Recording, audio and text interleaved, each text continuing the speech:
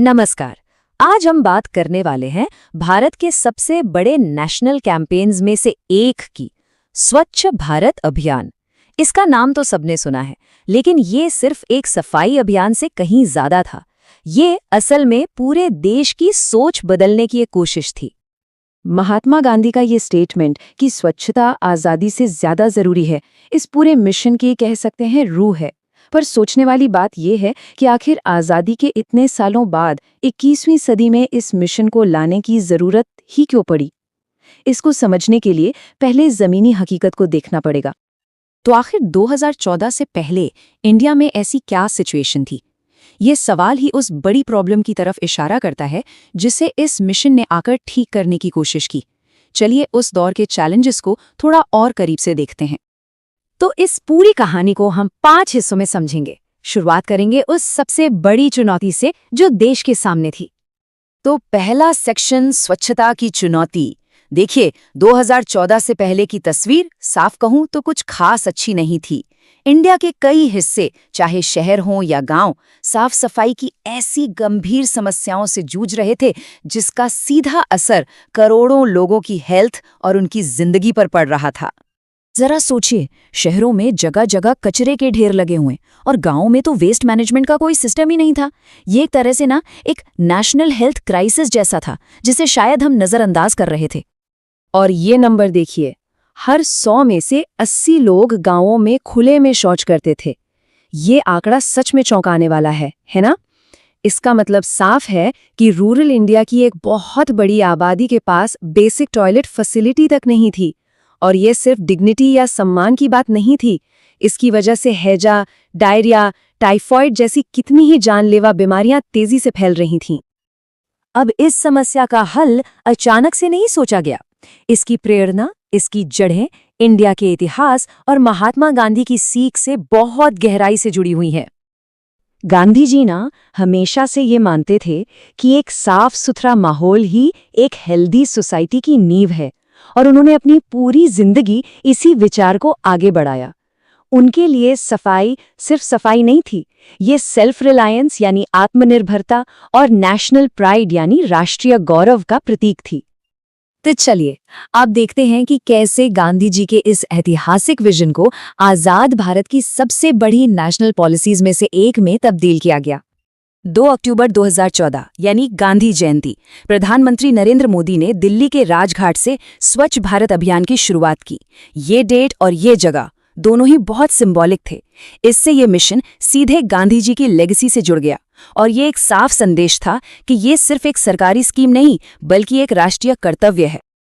इसे सिर्फ एक गवर्नमेंट स्कीम की तरह नहीं बल्कि एक जन आंदोलन की तरह पेश किया गया, यानी आम लोगों का मूवमेंट। और इसकी सफलता इसी बात पर टिकी थी कि हर नागरिक इसका हिस्सा बने। स्कूल, कॉलेज, सरकारी दफ्तर, प्राइवेट कंपनियां, हर किसी को इससे जुड़ना था। इस मिशन के 3 बड़े और बिल्कुल साफ मकसद थे। पहला, हर घर में टॉयलेट बनाकर ओपन डेफिकेशन को जड़ से खत्म करना। दूसरा, सॉलिड वेस्ट मैनेजमेंट के लिए एक प्रॉपर सिस्टम बनाना। और तीसरा, जो शायद सबसे मुश्किल काम था, लोगों की आदतों और सोच में सफाई को लेकर एक स्थायी बदलाव लाना। तो इतने बड़े बड़े गोल्स थे। सवाल यह है कि मिशन के पहले 5 साल में आखिर हुआ क्या? क्या जमीन पे कोई असर दिखा? इस बदलाव को लाने के लिए एक बहुत जरूरी कदम था लोगों को सीधी फाइनेंशियल हेल्प देना। हर जरूरतमंद परिवार को टॉयलेट बनवाने के लिए 12,000 रुपए की मदद दी गई और इसका नतीजा, पूरे देश में 10 करोड़ से भी ज्यादा नए टॉयलेट्स बनाए गए। ये एक बहुत बड़ा कदम था। इसी का नतीजा था कि 2019 तक इंडिया के लगभग सभी गांवों ने खुद को ODF यानी ओपन डेफिकेशन फ्री डिक्लेयर कर दिया। ODF का मतलब है कि उस गांव, शहर या इलाके में खुले में शौच की प्रथा पूरी तरह खत्म हो गई है। ये इस मिशन के लिए एक ऐतिहासिक अचीवमेंट थी जिसने पूरी दुनिया का ध्यान खींचा। इसके अलावा शहरों में कचरा मैनेज करने के लिए door to door garbage collection system शुरू किया गया। इस एक सिस्टम ने लाखों लोगों के लिए रोज कचरा फेंकने का तरीका ही बदल दिया और सड़कों को साफ रखने में काफी मदद की। पर बात सिर्फ टॉयलेट या कचरा उठाने तक सीमित नहीं थी। इस मिशन ने सफाई को लेकर एक नेशनल कॉन्वर्सेशन शुरू कर दिया। शहरों के बीच एक हेल्दी कंपटीशन शुरू हो गया कि कौन सबसे साफ है। डस्टबिन का इस्तेमाल करना एक आम आदत बनने लगी और सफाई से जुड़ी बीमारियों में भी कमी आई। और इसका सबसे बेहतरीन एग्जाम्पल है इंदौर शहर। मध्य प्रदेश का इंदौर लगातार इंडिया का सबसे साफ शहर बनता आ रहा है। उन्होंने गीला और सूखा कचरा अलग करने से लेकर उसे प्रोसेस करने और लोगों को इस अभियान से जोड़ने का एक ऐसा मॉडल तैयार किया जो ये दिखाता है कि जब सरकारी पॉलिसी और लोगों की जिम्मेदारी साथ मिल जाए तो क्या कुछ हासिल किया जा सकता है। तो पहले फेज में काफी बड़ी सफलताएं मिली, इसमें कोई डाउट नहीं। लेकिन इसका मतलब ये नहीं कि मिशन खत्म हो गया। असली चैलेंज तो अब शुरू होता है, इन बदलावों को बनाए रखने का। चलिए देखते हैं कि आगे की राह में कौन सी चुनौतियां हैं। तो आगे के चैलेंजेस क्या हैं? देखिए, पहला, ये सुनिश्चित करना कि टॉयलेट सिर्फ बने नहीं, उनका लगातार इस्तेमाल भी हो।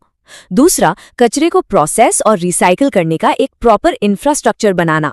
तीसरा, लोगों में जागरूकता और भागीदारी को बनाए रखना। और चौथा, जो बहुत जरूरी है, सफाई कर्मचारियों के काम करने की स्थिति और उनके सम्मान में सुधार लाना। मतलब साफ है कि सिर्फ इंफ्रास्ट्रक्चर बनाना काफी नहीं है, असली काम तो इस बिहेवियर चेंज को परमानेंट बनाना है। और आखिर में स्वच्छ भारत अभियान हम सबके सामने एक बुनियादी सवाल छोड़ जाता है, सफाई सिर्फ सरकार का काम है या हर एक नागरिक की भी जिम्मेदारी है? शायद इसका जवाब यही है कि एक साफ सुथरे देश का सपना तभी सच हो सकता है जब सरकार और नागरिक दोनों मिलकर अपनी अपनी जिम्मेदारी निभाएं। महात्मा गांधी का एक बहुत ही पावरफुल विचार है, स्वच्छता स्वतंत्रता से भी अधिक महत्वपूर्ण है। अब ये सिर्फ एक कोट नहीं है, ये वो फिलॉसफी है, वो सोच है जिसने भारत के शायद अब तक के सबसे बड़े पब्लिक कैंपेन्स में से एक की नींव रखी। तो आज हम इसी महासफाई अभियान की गहराई में उतरने वाले हैं, स्वच्छ भारत अभियान।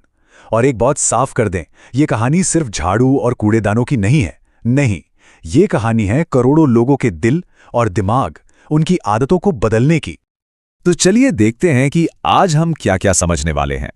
शुरुआत करेंगे गांधी जी के सपने से, फिर देखेंगे कि ये पूरा अभियान शुरू कैसे हुआ, इसके ग्रामीण और शहरी दोनों पहलुओं पर नजर डालेंगे, और फिर बात करेंगे जमीनी हकीकत की, शौचालय, ट्रक और सबसे जरूरी सोच।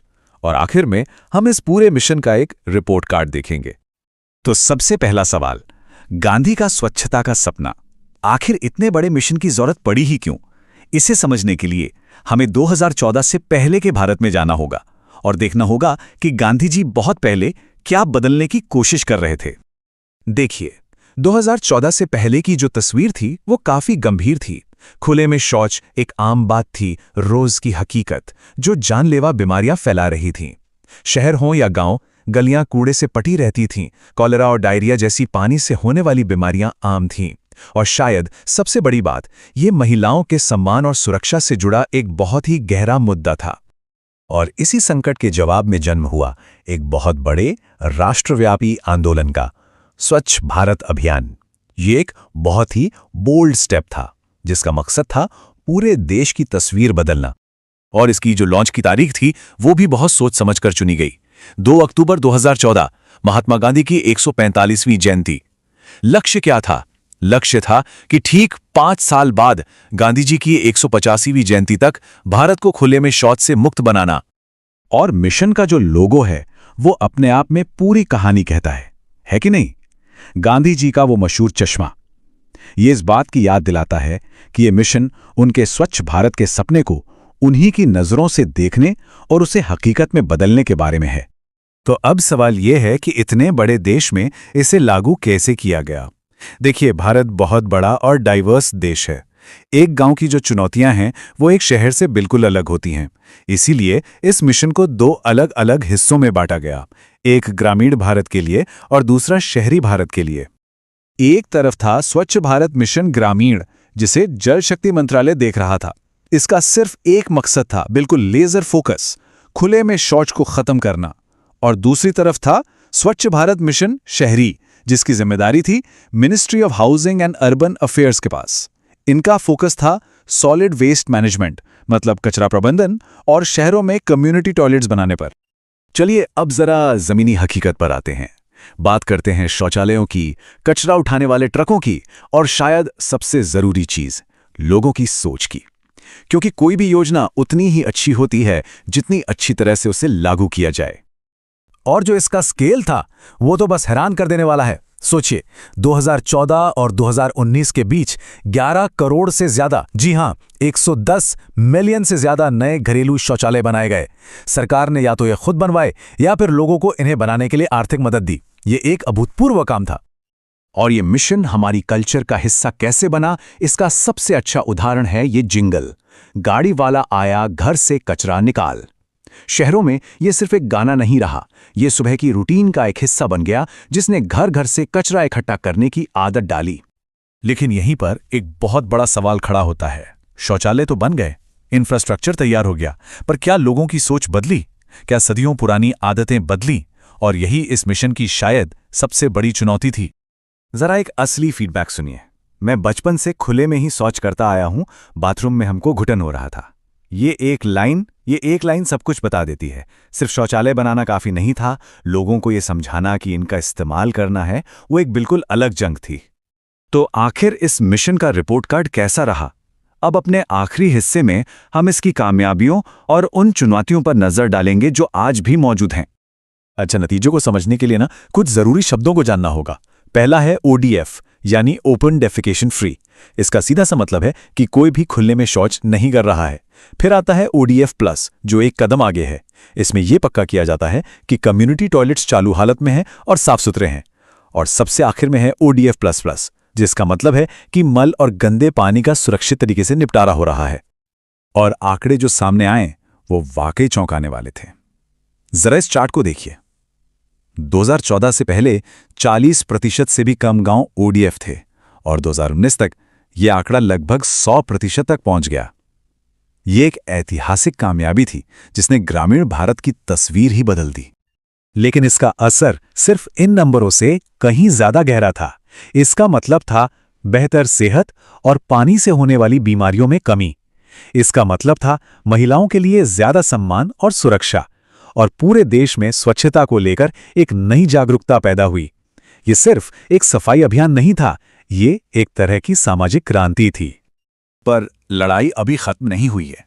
अब भी आगे बड़ी चुनौतियां हैं, जैसे ये पक्का करना कि जो टॉयलेट्स बने हैं उनका इस्तेमाल और रखरखाव होता रहे, गीले और सूखे कचरे यानी सॉलिड वेस्ट और गंदे पानी यानी लिक्विड वेस्ट का सही तरीके से मैनेजमेंट करना, और सबसे जरूरी, इन नई आदतों को हमेशा के लिए अपनाना।